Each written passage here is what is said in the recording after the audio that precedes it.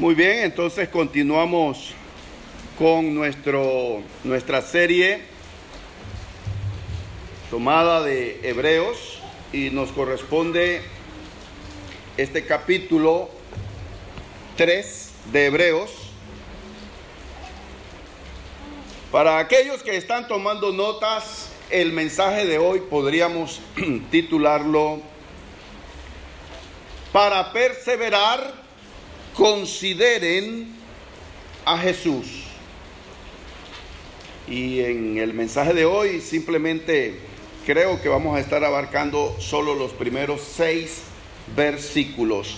En Panamá y en este hemisferio llamado cristiano, es fácil recibir la salvación en Cristo. Solo son 4 pasos: oír, creer, arrepentirnos y confesar. Para uno de nosotros que vivimos en este país, convertirnos a Cristo no implica dramáticas consecuencias como sí puede ocurrir para un ciudadano en un país musulmán o en la India, donde por obedecer a Cristo puede sufrir consecuencias, hasta su propia vida puede estar en riesgo en algunos países musulmanes. Ahora, pero quienes hemos sido cristianos por algún tiempo, sabemos que permanecer en el camino de Cristo no es fácil, porque los cristianos vivimos en una batalla espiritual. No es fácil ser cristianos.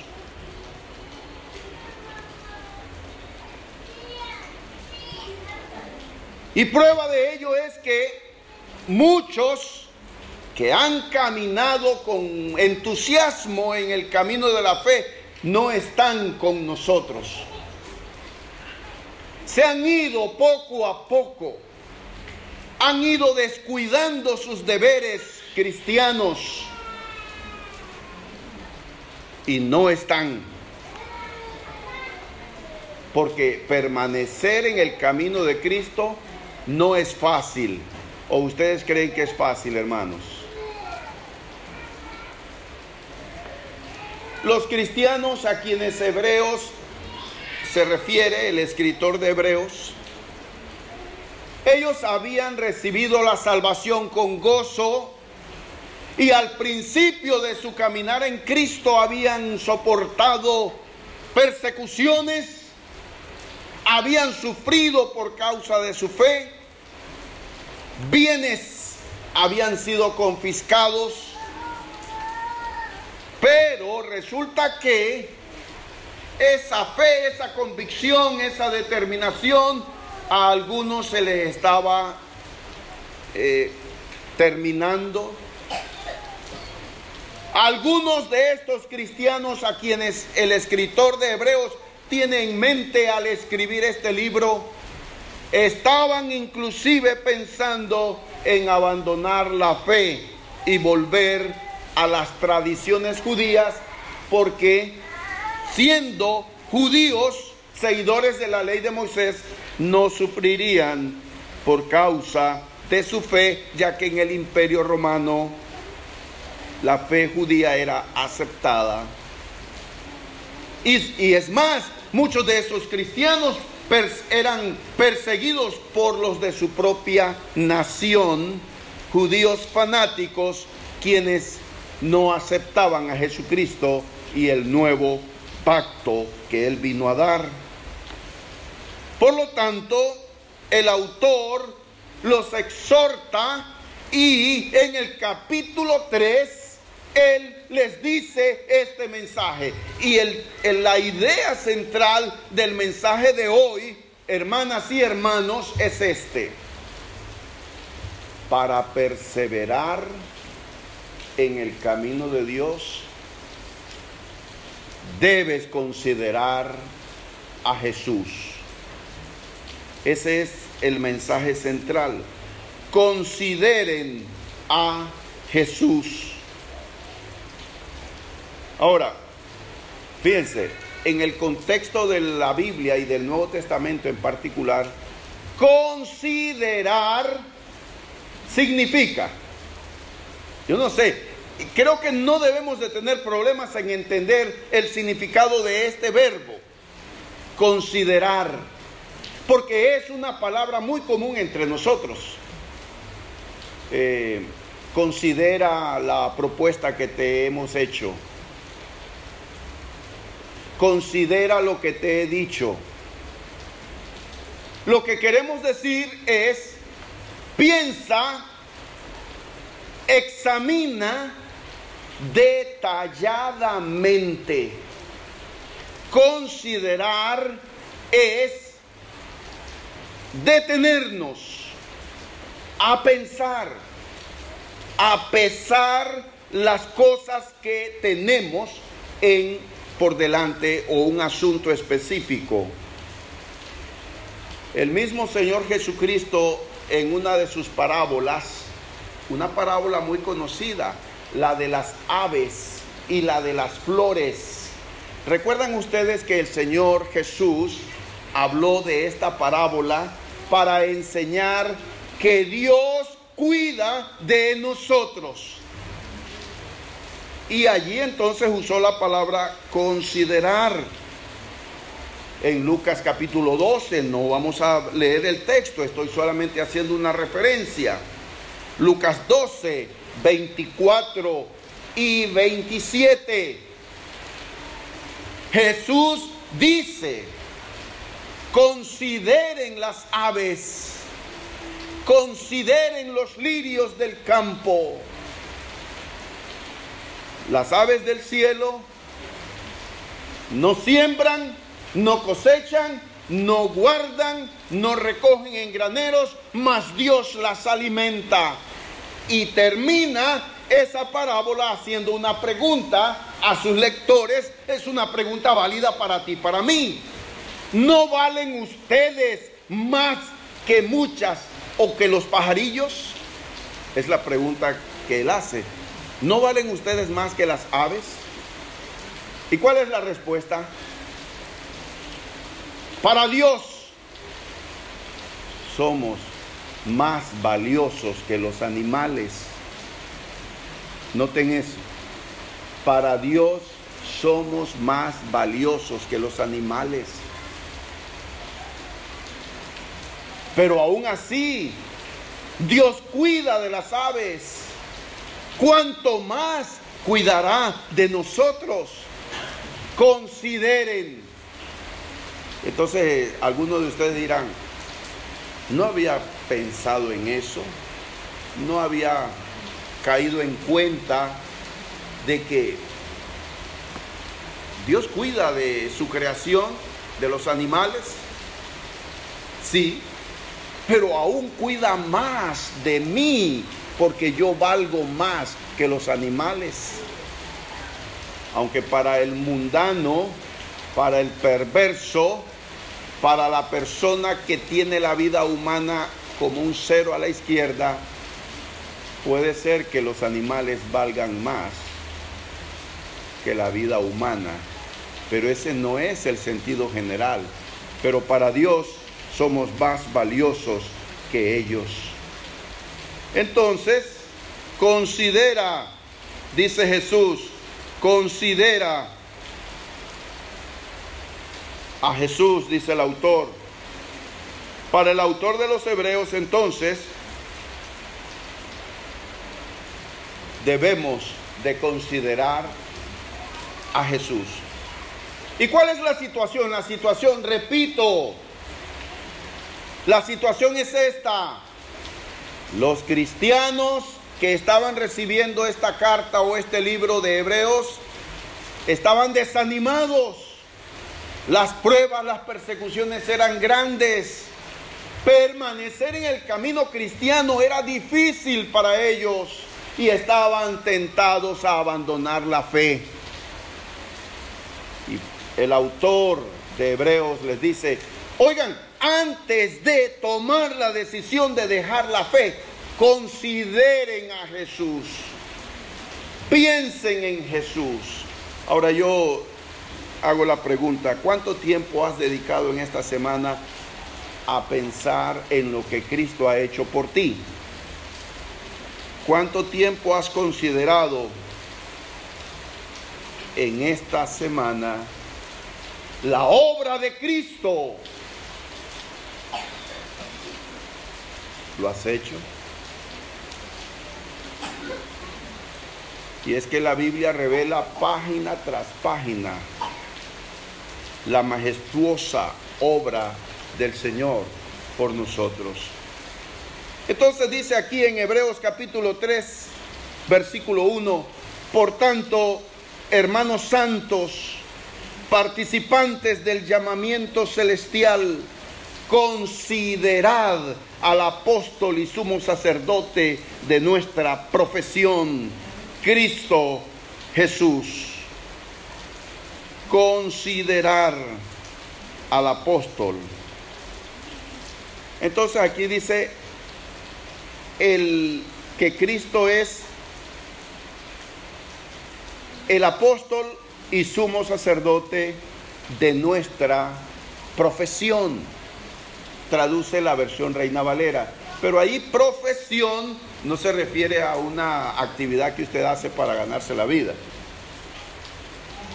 Profesión hace referencia a la fe, a esa convicción en Cristo, en su palabra, que nosotros hemos abrazado. La enseñanza de Cristo el Señor.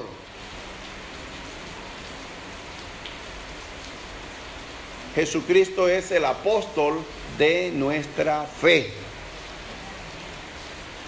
Y fíjense, esta es la primera vez que en el Nuevo Testamento se usa la palabra apóstol para referirse a Jesucristo. Primera vez que el Nuevo Testamento emplea. Y se refiere entonces a Jesucristo como uno que ha sido enviado con autoridad, el apóstol de nuestra fe.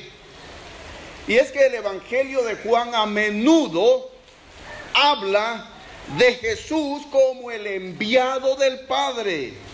Él vino a revelarnos al Padre. Él vino a lograr el propósito eterno de Dios para salvarnos con su muerte en la cruz. Jesús dijo que Él no hizo nada por su propia iniciativa, sino que buscó hacer la voluntad del Padre que le envió. No podemos acercarnos a Dios sino por medio de Jesús. No podemos saber nada acerca del Padre si el Hijo no nos lo revelare. Nada podemos si no es por Jesús, porque no hay otro nombre dado a los hombres en que podamos ser salvos, solamente Cristo. Jesucristo es el apóstol de nuestra fe. Consideren, dice el autor de Hebreos, consideren a Jesús. Él es mayor que Moisés. Veamos por favor el versículo 2 de Hebreos 3.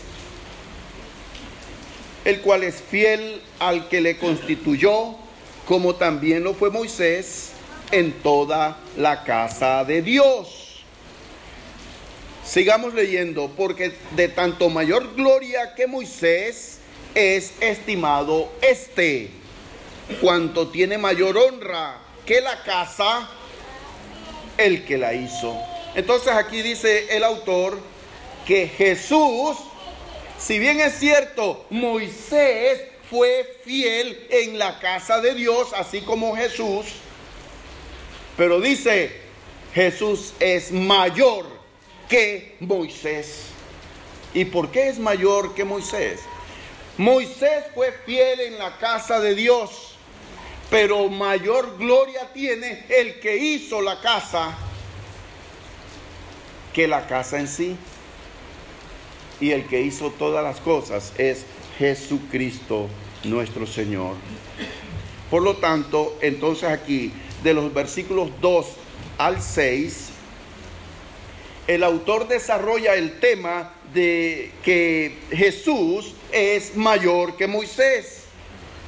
Y para entender esto, nosotros debemos darnos cuenta de que para los judíos no había nadie mayor que Moisés. Nadie era mayor que él. Para ellos él era el hombre más grande de la historia. Dios había hecho poderosas cosas, milagros en Moisés y a través de Moisés. Ya conocemos las grandes obras que Dios hizo a través de Moisés. Los milagros en Egipto, partiendo el Mar Rojo y que los israelitas pasaran como por tierra seca en medio del mar. Dios había hecho grandes cosas a través de Moisés.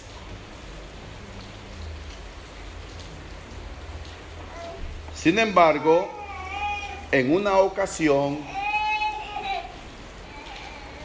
la hermana de Moisés, Miriam, María también se le traduce, y su hermano Aarón disputaron el liderazgo con Moisés. Ellos decían que Dios también podía usarlos a ellos. Y fíjense, Dios se aparece en una nube y habla. Y este pasaje lo registra Números, capítulo 12, los versículos 6 al 8. Dios bajó en una columna de nube y dijo: escuchen esto que les voy a decir. Cuando hay entre ustedes un profeta de mi parte, yo me comunico con él en visiones y le hablo en sueños. Versículo 7.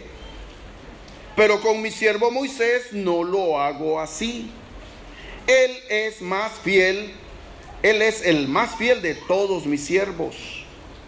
Y con él hablo cara a cara y en un lenguaje claro.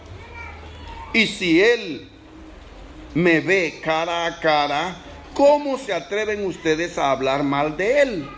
Números 12, 6 al 8. Miren ustedes, Moisés es lo máximo. Moisés es el caudillo, el escogido, el guía de la nación de Israel. Dios lo establece así, claramente. Dice que cuando Dios terminó de hablar en la nube, Miriam quedó leprosa. Y Moisés oró para que ella fuera sanada, y ella fue sanada. Entonces, notamos aquí, Moisés es el líder por excelencia de Israel. Pero Jesucristo, dice el autor de Hebreos, es superior a Moisés. Jesucristo es mayor que Moisés. Ahora, Moisés no fue perfecto.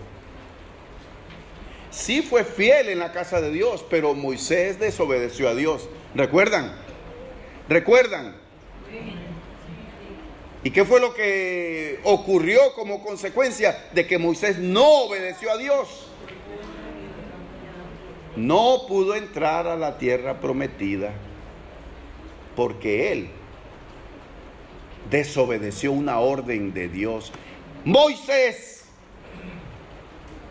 Y Dios le dijo: no entrarás. Él subió ya en sus últimos días, cuando él iba a morir, subió a un monte y Dios le mostró desde la cumbre el territorio al que el pueblo iba a conquistar. Pero vemos a Jesús perfecto en obediencia al Padre. Por eso es superior que Moisés. el autor de Hebreos dice, miren, Moisés fue fiel. Dios lo tuvo en alta estima, claro que sí. Pero al final de todo, Moisés no fue perfecto. Pero aquí tenemos a Jesús, perfecto en obediencia, perfecto, fue tentado en todo, fue semejante a nosotros, pero Él fue perfecto en obediencia. Es lo que nos dice la Sagrada Escritura. Así que veamos otra vez el versículo 2 de Hebreos 3. Vamos a estar yendo para atrás y para adelante para enfatizar y remarcar lo que estamos diciendo. Dice Hebreos 3:2, el cual es fiel al que le constituyó, como también lo fue Moisés en toda la casa de Dios. Y ahora también el autor repite en el versículo 5, Hebreos 3:5, y Moisés a la verdad fue fiel en toda la casa de Dios como siervo, para testimonio de lo que se iba a decir. Entonces, el autor está citando aquí otra vez a Números 12 en el versículo 7, para afirmar que Moisés fue fiel en toda la casa de Dios. En realidad, todo el Antiguo Testamento atestigua la fidelidad de Moisés. Eso es incuestionable. Fiel, fiel. Es la misma palabra que el apóstol Pablo emplea cuando él dice en primera carta a los Corintios, se requiere que todo mayordomo sea hallado fiel. Así dice Pablo en primera de Corintios 4:2. Un hombre fiel a Dios, ¿cómo es? ¿Cómo vive su vida una mujer que es fiel a Dios? ¿Cómo vive un hombre que es fiel a Dios? Pues una persona fiel a Dios vive toda su vida enfocada en Dios, en lo privado como en público. El hombre fiel a Dios quiere agradar a Dios y no a los hombres. Y esa es la clave para ser fiel a Dios. En todo uno siempre tiene en cuenta la voluntad de Dios, la gloria de Dios, en privado y en público. Sin embargo, Jesús es más fiel que cualquiera, porque Él nunca falló, ni siquiera una vez. Otra vez Hebreos 3, versículos 3 y 4. Porque de tanto mayor gloria que Moisés es estimado digno cuanto tiene mayor honra que la casa el que la hizo. Porque toda casa es hecha por alguno, pero el que hizo todas las cosas es Dios. Entonces, Jesús es digno de más gloria que Moisés, ya que Él es el constructor de la casa. Y esta casa somos nosotros. Porque casa, aquí, no es un edificio. El punto principal es este. Aunque Moisés fue un gran líder, él fue un siervo nada más en la casa de Dios. Pero Jesús es el constructor. Y entonces el versículo 4 aclara que Dios es el constructor de todas las cosas. Y puesto que Él es el constructor, Jesús es Dios. Cuando el autor comenzó esta carta, este libro, fue a través diciendo de que Dios hizo el mundo a través de Jesús. Ahí en el capítulo 1, versículo 3 dice, el cual siendo el resplandor de su gloria y la imagen misma de su sustancia, y quien sustenta todas las cosas con la palabra de su poder. Habla de Jesús. Nosotros creemos que Jesús es el Hijo de Dios, santo y divino, y por lo tanto constructor de la casa. Ahora, nos maravillamos al saber que Dios creó la nación de Israel. Dios lo hizo y pasaron 400 años como esclavos en Egipto. pero Dios los sacó de Egipto con mano poderosa a través de Moisés. Y Moisés fue fiel como siervo sobre la casa de Dios. Pero Jesús fue fiel sobre su propia casa porque Él es Dios. Él es el que hizo la iglesia. Fíjense, noten esto. Noten esto. Casa aquí no es un edificio. En el Nuevo Testamento nunca se dice que la iglesia es un edificio.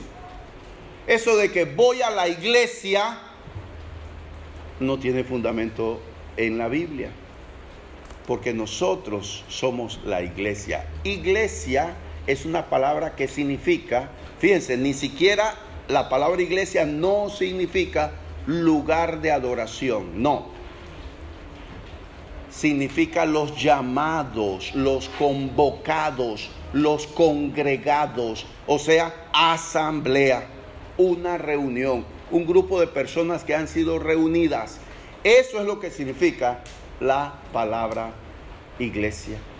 Nosotros, la Biblia dice que somos la casa de Dios, es decir, el grupo de personas que han aceptado a Cristo como Señor y Salvador. Cada uno, figurativamente hablando, somos un bloque en este edificio espiritual donde mora el Espíritu Santo. Nosotros somos la casa de Dios. No es que venimos a la casa de Dios, somos la casa de Dios. Nosotros, consideren a Jesús, el autor y consumador de nuestra fe. Jesús, el apóstol de nuestra fe. Ahora, nosotros no pensamos en volver a Moisés, a la ley de Moisés. ¿Cuál es la tentación nuestra? Los que estaban recibiendo el libro de Hebreos, a quienes el autor está refiriéndose, estos cristianos, ¿cuál era la tentación de ellos? Regresar a las tradiciones de Moisés para no ser perseguidos. Pero ahora en el año 2019, nosotros que estamos aquí, ¿cuál es nuestra tentación?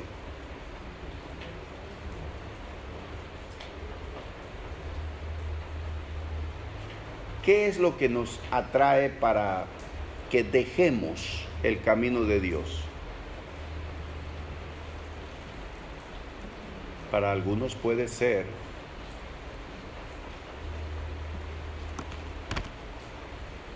las formas de diversión que este mundo ofrece.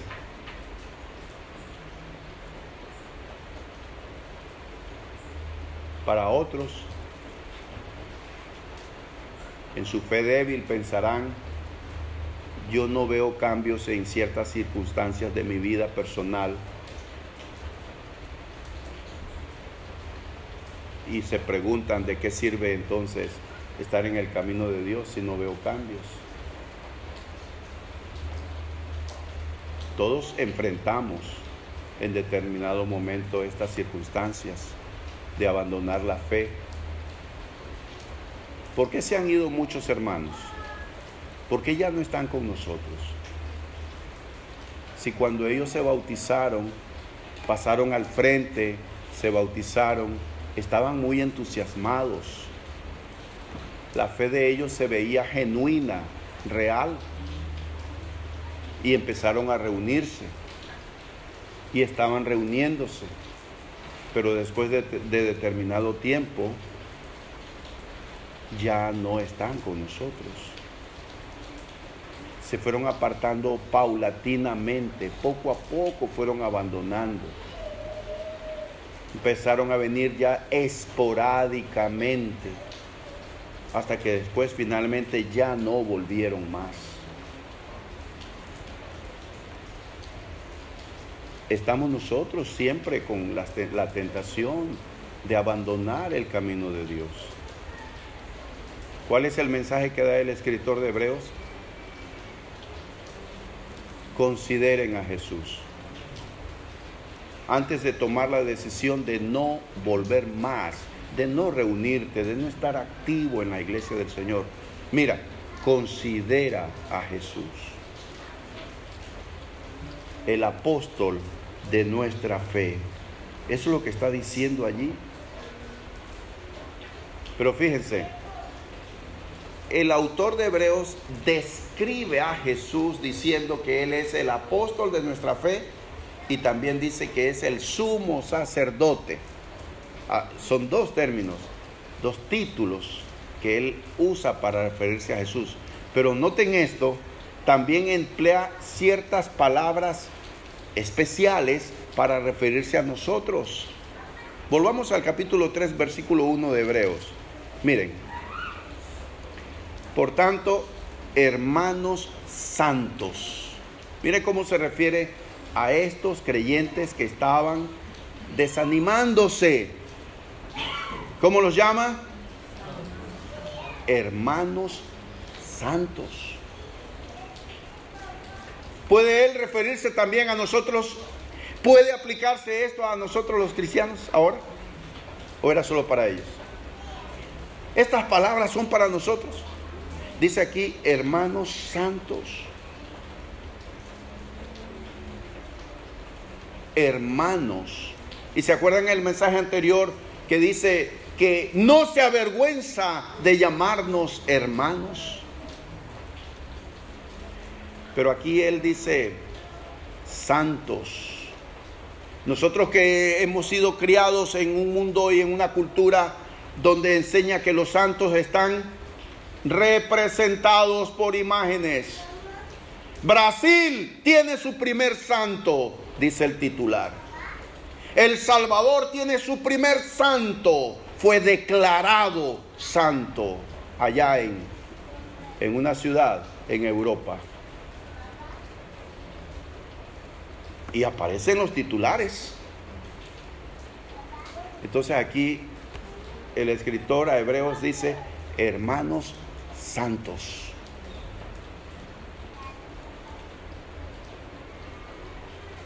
Y tal vez por esa cultura de la que provenimos, ese mundo religioso donde los santos son aquellas personas canonizadas.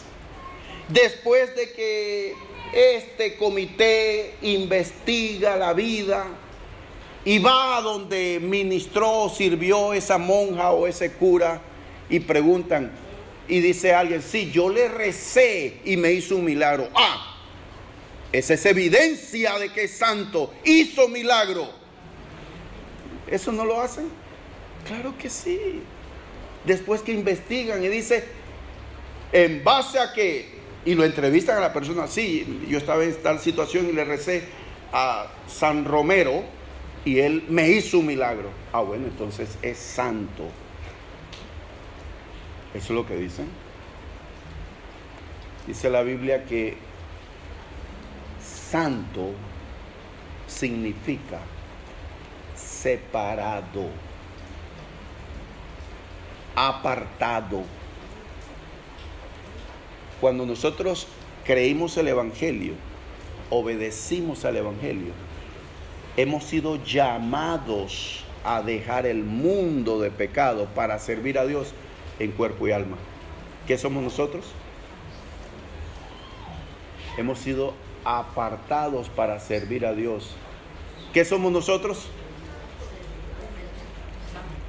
Cuando nos bautizamos creyendo en el Evangelio, la sangre de Cristo nos limpia de todo pecado, nos ha santificado. Eso significa un acto en el que, por la fe en la sangre que Cristo derramó, somos limpiados de todo pecado.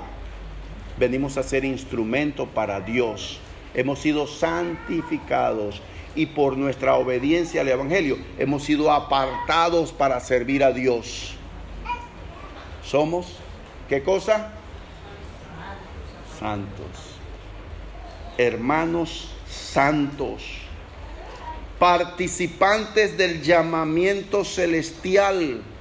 Dice allí en Hebreos 3:1. Estoy leyendo Hebreos 3:1. Hermanos santos, participantes del llamamiento celestial. Y es que el Evangelio es obra de Dios, es el mensaje que vino de Dios. Y nosotros participamos de ese llamado celestial. Y es que en Hebreos se emplea mucho esta palabra celestial 6 veces en este libro de Hebreos. Nuestro llamamiento es celestial porque viene del cielo y culmina en el cielo. Nuestro llamamiento. La iniciativa viene de Dios, que nos llama a ser sus llamados, es decir, su iglesia, partícipes de un llamamiento celestial. Significa entonces que nosotros hemos obedecido al Evangelio de Jesucristo nuestro Señor. Entonces allí vemos que en Hebreos capítulo 3, versículo 1, llama hermanos santos, participantes del llamamiento celestial. Dice allí entonces en Hebreos 3:2, Jesús es fiel y Él nos llama. Considere lo que Jesús ha hecho por nosotros. Consideren eso, dice, hermanos santos, Jesús nos ha hecho partícipes del llamamiento celestial. La vida cristiana no es una carrera de 100 metros, es una maratón.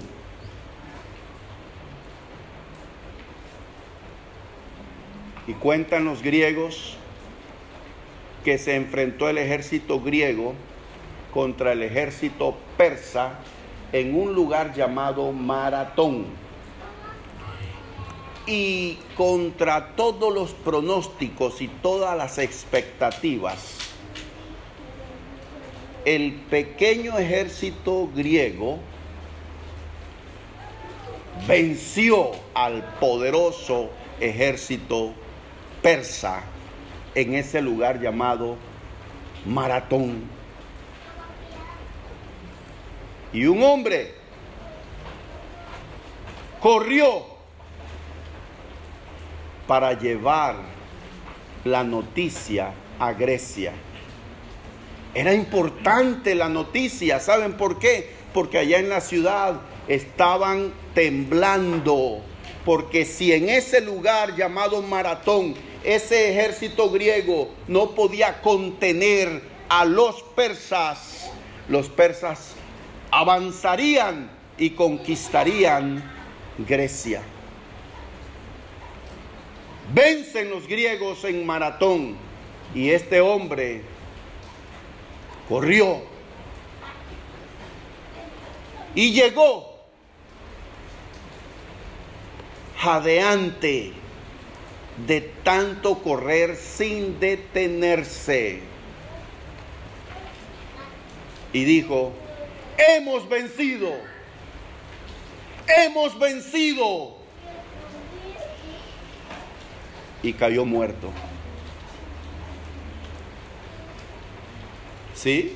Y en honor a él se corre la maratón, que son ¿qué? 40 kilómetros.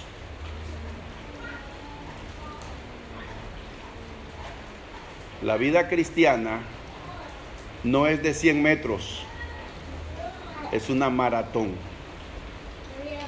Y fíjense, un gran corredor escribió estas palabras, el apóstol Pablo, en su segunda carta a Timoteo, en el capítulo 4. Dice así, en el versículo 7, segunda de Timoteo 4:7, he peleado la buena batalla, he acabado la carrera, he guardado la fe.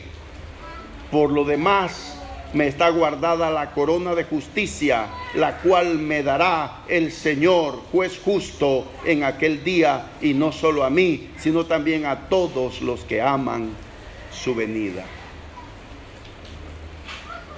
Lo dijo Pablo, ya en sus últimos días, y se dice, cuenta, no aparece en la Biblia, pero cuentan que él logró hacer ese viaje que él deseaba ir hasta España. Llegó a España y en su regreso de España fue capturado en Roma por el emperador Nerón y fue ejecutado.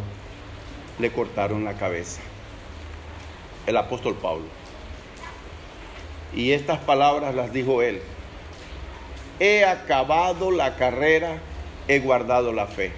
Miren, en el día del juicio final, en el que todos vamos a comparecer, solamente los corredores que llegaron hasta el final son coronados.